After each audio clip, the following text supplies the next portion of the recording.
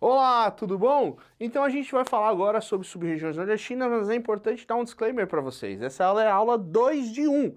Ah, professor, posso assistir essa e depois a outra? Pode, não vai ter problema. Mas se você quiser assistir na ordem, clica no banner, não sei onde é que tá, mas se tiver, tá em algum lugar aqui. E aí você vai para a primeira, depois você volta. Não vai embora não, tá bom? Então a gente está falando ali das subdivisões da região Nordeste, a gente explicou por que a região Nordeste estava subdividida, então as diferenças que você vai encontrar do ponto de vista natural, histórico, socioeconômico, né?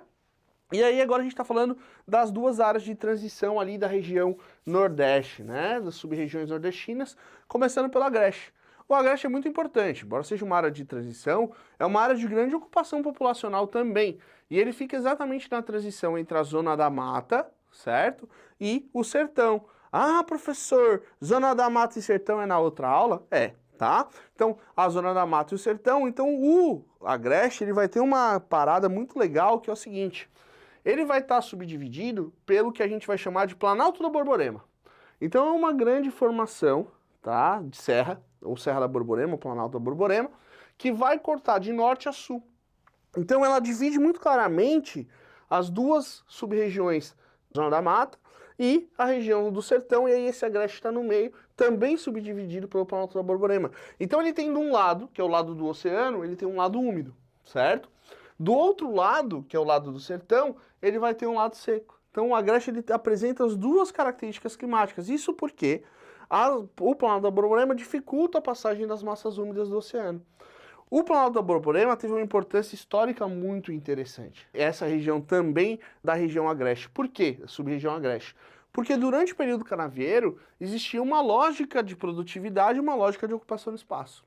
Então, enquanto eu estava tendo na Zona da Mata a produção da cana-de-açúcar, havia necessidade de se abastecer essa região com produtos alimentícios, com produtos de origem animal. Então, couro, carne, leite, frutas, verduras. Mas se eu for produzir esses elementos de policultura na região da Zona da Mata, na região canavieira, eu vou perder território para a produção canavieira. O que eles fizeram? Eles fizeram essa produção policultora na região do Agreste, na porção úmida do Agreste. Porque aí eles não perdiam áreas territoriais que poderiam ser utilizadas para a produção canavieira e conseguiam fazer o abastecimento com esses elementos de policultura para a região canavieira vindo do Agreste, entenderam? Então no Agreste surgiram grandes cidades. Algumas das grandes cidades do Nordeste vão estar localizadas também no Agreste, além de estarem localizadas na Zona da Mata.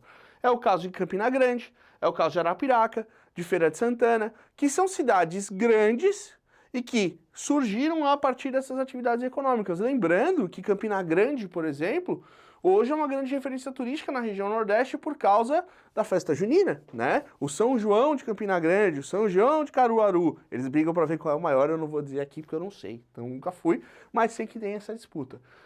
E aí a gente entra na outra zona de transição, que é a zona de transição do meio norte, que embora tenha pouquinha coisa, também é importante. O meio norte é uma zona de transição entre o sertão e a Amazônia. Então o meio norte ele não tem uma área seca como tem o Agreste. O meio norte ele vai ter uma área úmida. Essa área úmida, ela é oriunda do quê?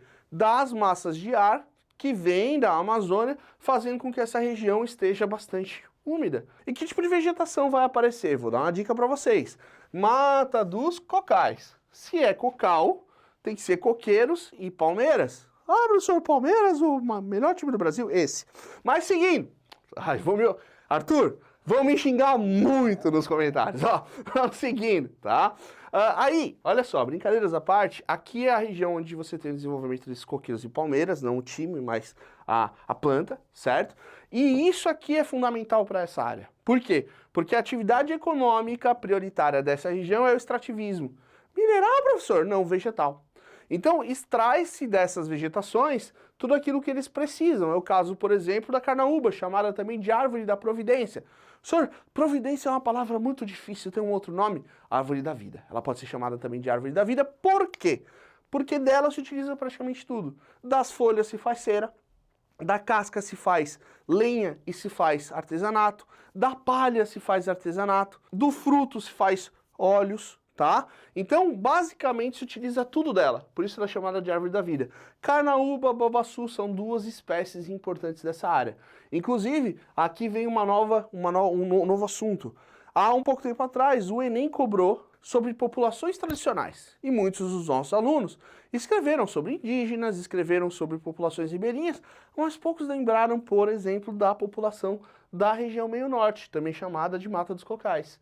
Ah, professor, do que você está falando? Há um tempo atrás, foi criada uma lei, que é a lei das quebradeiras de coco. São mulheres que coletam o coco da carnaúba, o coco do babaçu, e foi criado para elas uma lei que permitiu o quê? Que propriedades privadas que tivessem carnaúba, que tivessem babaçu, essas colheitadeiras poderiam entrar nessas áreas, retirar esses cocos, que não era a atividade principal dessas regiões, e poderiam então beneficiar esses cocos. Então elas recolhem esses cocos e elas vão explorar isso. Então essa lei foi uma lei muito importante porque garantiu a existência dessa atividade econômica e a sobrevivência dessas mulheres. É um assunto que pode voltar. Já caiu, mas pode voltar, tá? Então fica ligado nisso aí. É uma região que nos vales fluviais, então a área onde você tem a presença dos rios facilitando a irrigação, você vai ter atualmente a produção de soja e arroz. Ah, professor, legal, atividade agrícola. É legal. Só que tem uma questão. Toda atividade agrícola irrigada muitas vezes vai gerar algum impacto ambiental. Então a retirada dessa vegetação pode fazer com que você tenha um impacto biológico e também um impacto social. Por quê? Eu retiro a vegetação para cultivo de soja e arroz, quem é que vai então acabar se prejudicando, sendo prejudicado com isso?